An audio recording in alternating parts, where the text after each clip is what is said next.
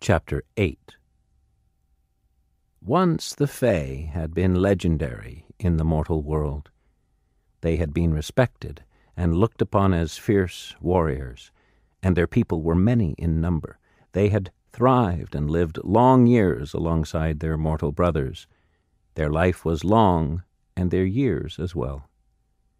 It was nothing for a Fae to live 2,000 years or more. They were beautiful, graceful, exuberant, and fast. Their lands were beautiful and fruitful and abundant with life. Many magical beasts and creatures lived among them in harmony. The fairies, unicorns, pixies, and elves, to name a few. Those were the days of magic.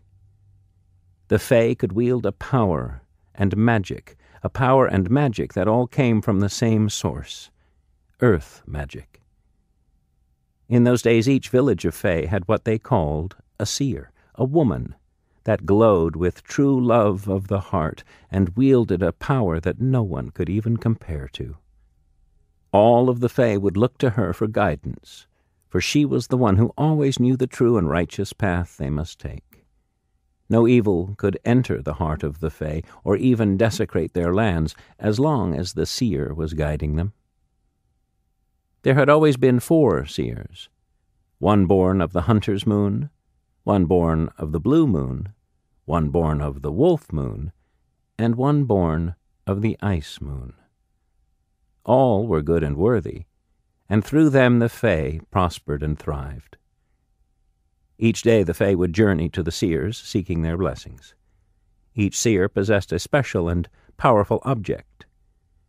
The seer of the hunter's moon had a medallion which she would always wear around her neck, a golden Fae, who in his hand he held an archer's bow. The seer of the blue moon wore a ring made of blue sapphire, and around the band swam the people of myrrh. The seer of the wolf moon bore a clasp pendant of a golden wolf. And the 4th seer of the ice moon wore a beautiful and bright diamond choker around her neck, and it was said that it had been forged from the fire of dragons. Each object held its own unique and powerful magic, the magic gifted upon them by their mates.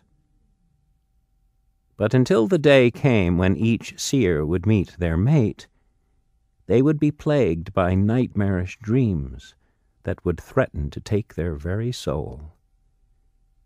Once the day came that they would meet their mate, the seer would no longer be plagued by fear, since their very souls had been connected to that of their true love.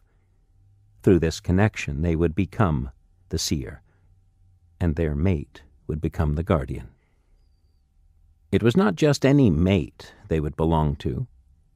The hunter's moon seer mated with that of a powerful Fae that possessed the soul of the fiercest warrior and hunter. The blue moon seer would take the mate of a powerful myrrh, a soul of the sea. The seer of the wolf moon was mated with that of a wolf, with the ability to change into the form of a man. The last one, the seer of the ice moon, her heart belonged to a dragon, which, as the wolf, also had the ability to change into the form of a man. The seers loved their mates fiercely and with a whole heart, and many children had been born to them, but their happiness was not to last.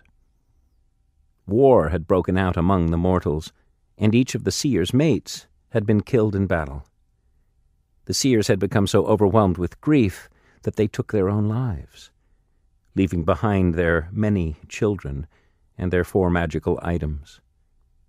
With all hope of the future lost to them without their beloved seers and guardians, the Fae left behind the world of the mortals, resettling into a different plane of existence, hidden from the world and the eyes of the mortals.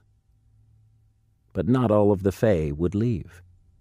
About a handful of Fae had decided to stay behind, where they would remain living among the mortal world.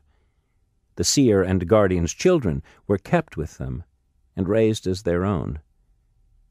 But as time went on, magic had disappeared from the modern mortal world, and so did the magic of the Fae who had been left behind. The Fae waited for the return of the seers and guardians in both modern world and behind the secret veil. But, as time went on, the seers and guardians did not return. Their children would not become the next chosen. They grew old and lost all immortality, never to return to their loved ones and home behind the veil.